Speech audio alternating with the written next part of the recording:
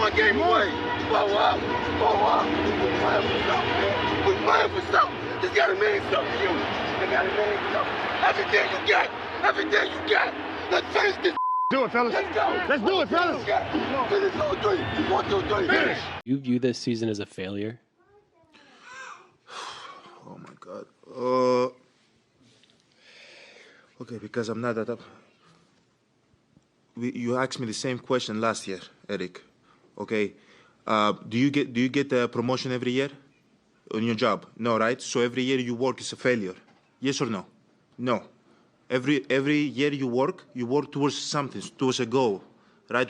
Which is to get a promotion, to be able to take care of your family, to be able, I don't know, provide the house for them or take care of your parents. You work towards a goal. It's not a failure. It's steps to success. You ready to make history? Come on now. Yeah. You know, there's these two words. And when I say them, people get goosebumps cause they know what happens next. So without further ado, Free smoke. look, scared cause I'm drowning in silence with bad thoughts. These days I don't have nothing to say, man, the bag talks. I put in headphones on my driver. Pull up to the spot and give a good dick and Godiva. I can't lie, I'm uninspired. No more pillow talking about nonsense. I only stick around to put some band-aids on my conscience. I don't know why I feel so bad, nigga. That's what we do, no foundation. We don't build no more, we just screw. Half a bottle of Henny, girl, I'm going with the wind. The same niggas say they happy for me, ain't want me to win. So I'm done on my friends. Don't need help popping Coronas and reminiscing. I just call up Big Bro J and say it's time for venting. If I live forever, I hold this hate for some centuries. You don't know how much or how you doing what it meant to me, but motherfuck all that. I don't even offer up the time to make the call back. Stupid Lodo, if they don't get the picture now, man, I crop them out of the photo. I can't relate to my peers. Been doing this shit for years. I'm motivated by fears. I took the wheel and I steer. My sound not dictated by fuck boys in Atlanta. Stay gifted like this album was ghost written by Santa Bars forever, like they decided to throw me under Slammer. Every song's a hit like they picture me underhanders. I could drop 1,000,000 songs, but they never gon' understand us. Soapbox sermons for niggas never giving chances. Fight our whole lives to get these weak ass advances. Work twice as hard for the shit that they getting handed. And this ain't even nothing we chose, nigga, we branded. Still can't tell why all of these niggas mad at me. I'm trying to get 100 so I can put my team on salary. Give it all to the art, man, I turn my life to a gallery.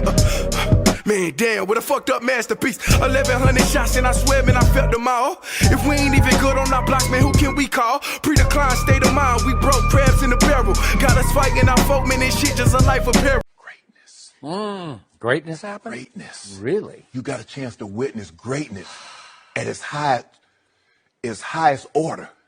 Skip, what word do I want to use? Was this the crescendo?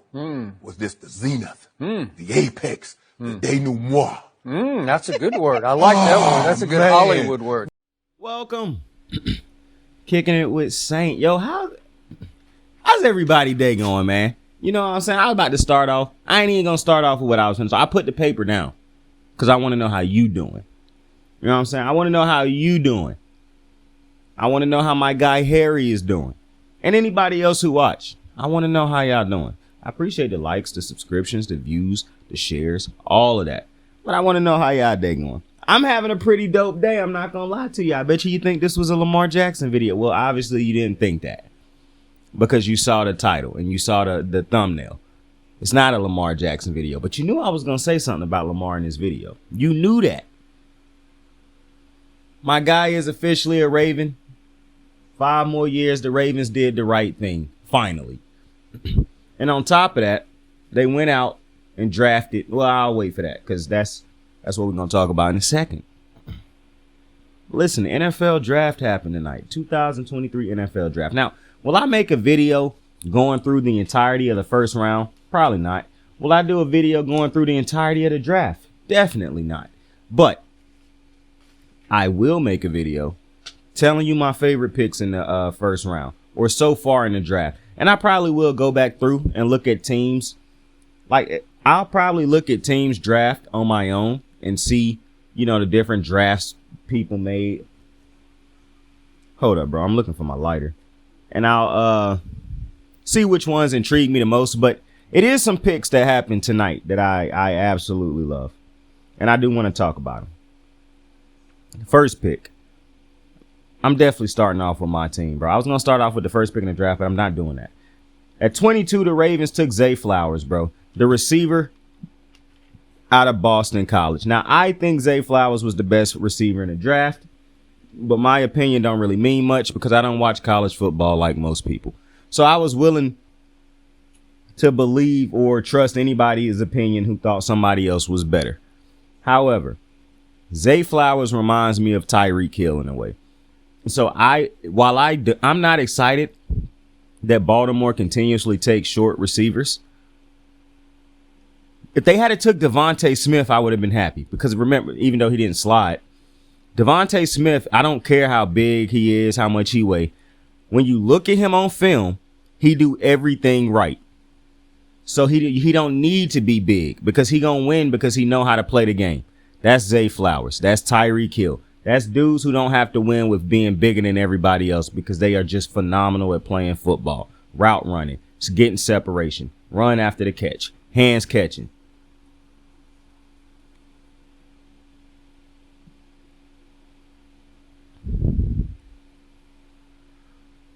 So I like the Zay Flowers pick. Also, I know a lot of people say he remind them of Steve Smith Sr. He do got some Steve Smith Sr. in him. I think the reason I immediately thought to Tyreek Hill, and he not even, like, I think Tyreek Hill probably way more than him. But nonetheless, he do fit the description of a Steve Smith Sr., who is one of my favorite receivers all time anyways. But more importantly than all the things that Zay does great, one of the reasons I'm so happy is that Baltimore done passed on receivers in the past. They passed on Calvin Ridley. I'm not going to go through all the other receivers that they passed on, but I'm going through like blatant passes where it was a good receiver who you knew was going to be a good player in the NFL, and they just completely decided to pass on him. The Ravens have done that. And in the past, before Lamar Jackson completely changed the culture of this team and forced these motherfuckers to give a damn about the offense, I truly believe they would have taken a defensive player in this spot.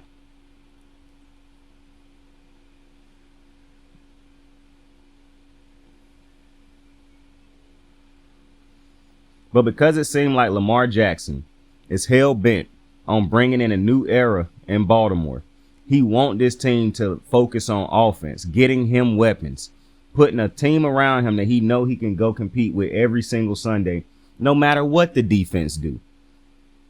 Zay Flowers will be a huge culture shift in Baltimore. Obviously, Lamar Jackson going to be the face of that, but dudes like Odell, Zay Flowers, Rashad Bateman, Duvernay can fit into this somehow. J.K. Dobbins, Gus Edwards, the offense. I do hope the offensive line get better at pass protection. You shouldn't need to run the ball 40 fucking times for them to be able to defend a couple passes. They should just be able to defend the pass and give Lamar Jackson time to make throws. But with that being said, dudes got to get open too, man.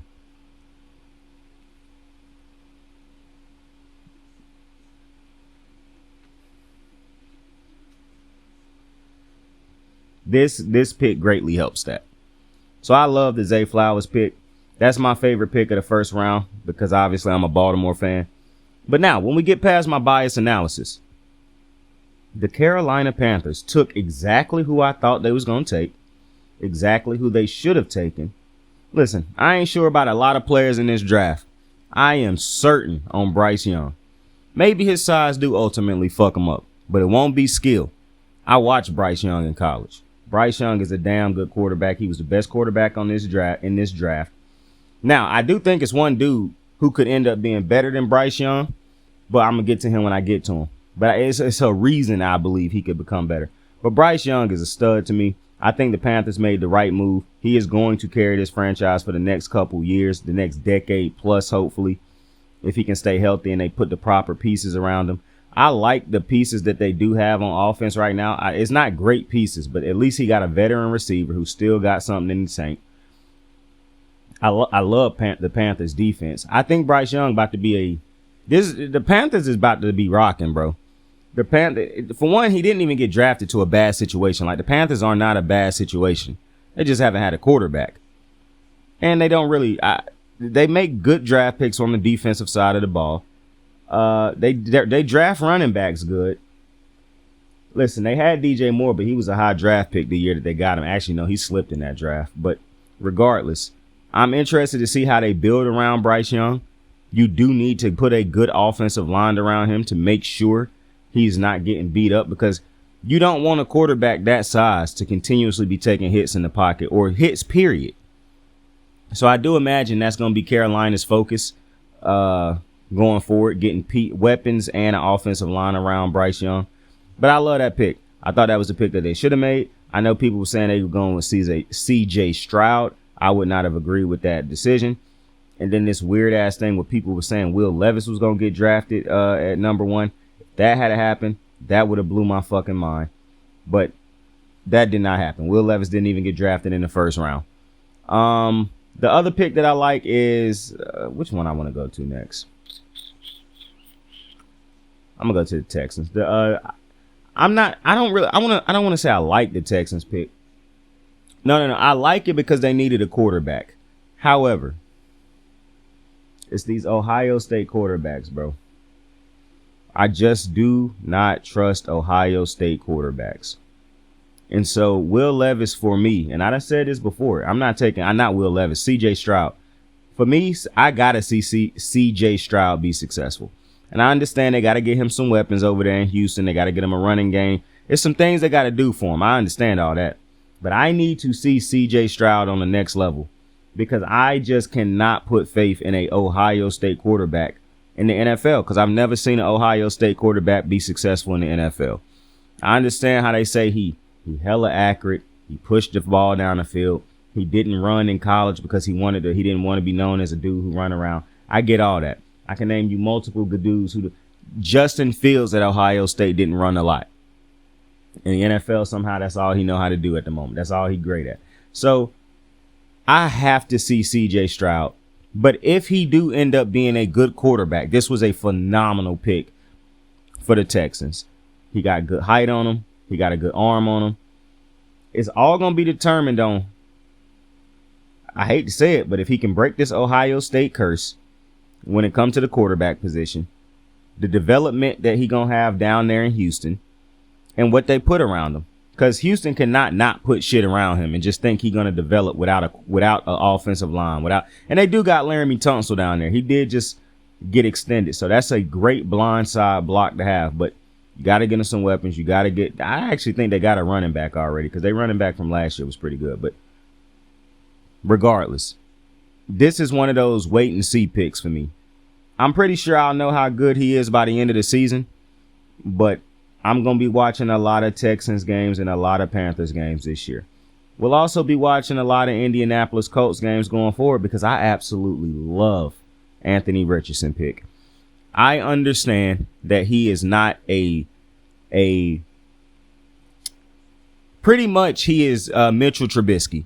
He is damn near Mitchell Trubisky. He come into the league with the same, starts, basically experience in college as Mitchell Trubisky. But what I would like to point out is he tested Mitchell Trubisky and him. Mitchell Trubisky ain't the athlete that this dude is. I don't think Mitchell Trubisky got the arm that this dude got. To me, Mitchell Trubisky's ceiling is not this dude's ceiling. Now, I know some people are like, well, you just saying that because he white and he black. Possibly. But Anthony Richardson, to me, his ceiling is far and away higher than what Mitchell Trubisky's was. At least I'm willing to call out when people might think I'm being hypocritical. But listen, because I didn't have to bring up that Mitchell Trubisky comp. Nobody would have thought of that. But I understand this is a wait and see type of situation. The Colts, Mitchell Trubisky at the time, you should have took Deshaun Watson. This ain't one of them situations where Deshaun Watson was already taken. They could have taken him. The Colts could not have taken Bryce Young or CJ Stroud. He was already, those two quarterbacks was off the board. So this ain't the Colts taking a quarterback who was clearly not better than two dudes that's still on the board. So this ain't the same. The Colts took the best available quarterback that they thought they could get something. And I think he is better than Will Levis. and the other I think it's Hooker out of Tennessee. To me, Anthony Richardson, if he is properly developed, you put the proper patience into developing this dude. You put the proper pieces around him. You get him an offensive line and great coaching on the offensive side of the ball. I'm telling you right now, Anthony Richardson, and I can't imagine Peyton Manning wouldn't go and work with this dude now that he an Indianapolis coach. Anthony Richardson is going to be a great quarterback. And the AFC is out of fucking control. If CJ Stroud end up being great, Anthony Richardson end up being great. Now you got Anthony Richardson, CJ Stroud, Lamar Jackson, Pat Mahomes, Joe Burrow, Josh Allen, Justin Herbert, Pat Mahomes, Aaron Rodgers. I just named you 9 fucking quarterbacks that could legitimately, if they are all good, compete for a Super Bowl. The AFC is absolutely stacked. Absolutely stacked. Which is why I find it hard to believe that a team in the NFC and the AFC is going to draft Will Levis. Oh, and I forgot my boy over there in Jacksonville, Trevor Lawrence. That's 10 quarterbacks. I don't think an AFC team is drafting Will Levis. I don't think an AFC team look at Will Levis and say his ceiling is good enough to compete with these top quarterbacks in the AFC, because the AFC quarterback pool is deep as it's ever been. Bryce Young got it good because he get to go to the NFC, where I don't think the quarterback pool is as deep right now. So it's going to be tough for CJ Stroud and Anthony Richardson, now that I'm realizing that. There's a lot of competition in the AFC right now. However, if you can get Anthony Richardson to a franchise quarterback, and I see a lot of Lamar Jackson comp in this.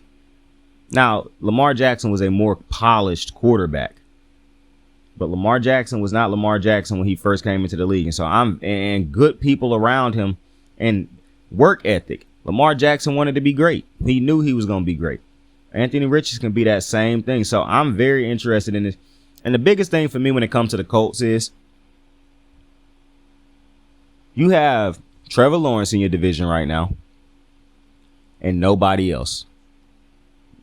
Obviously, now CJ Stroud comes over because he just got drafted, but we don't know what CJ Stroud going to be.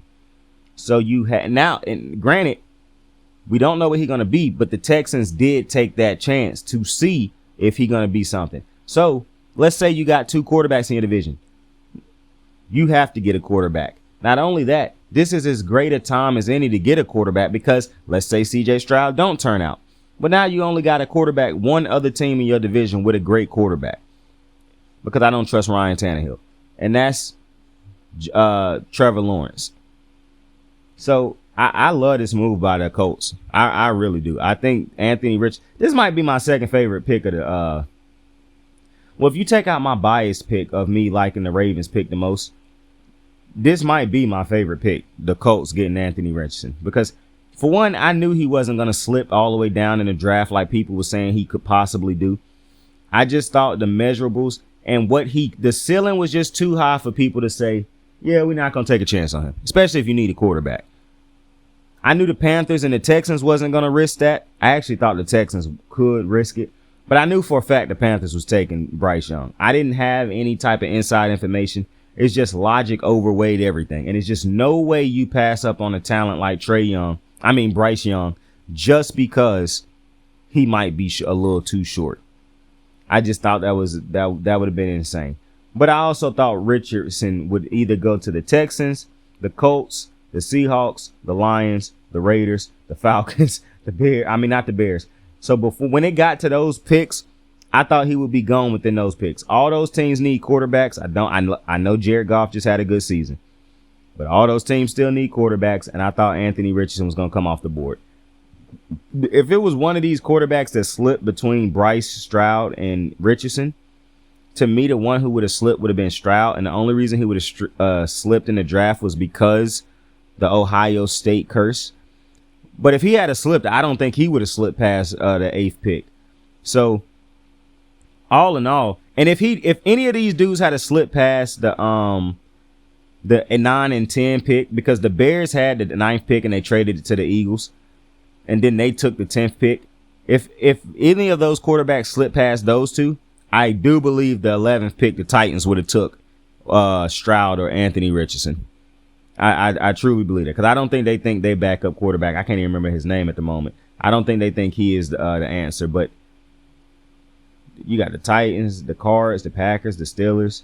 Yeah, so it would have been a deep fall if they had kept falling, because then you got the Jets, then you got Washington would have took one of them if they had slipped all the way to 16. I think the Pats would have took one of them if they slipped to 17. And there's no way the Lions would have passed up on them twice at 18. The Bucks would have most definitely taken one of them at 19. But to me, that should show you that these teams don't really have too much faith in Will Levis, because, like I said, Will Levis could have been taken realistically at the 5th spot, the 6th, the 7th, the 8th, the 11th, the 12th, the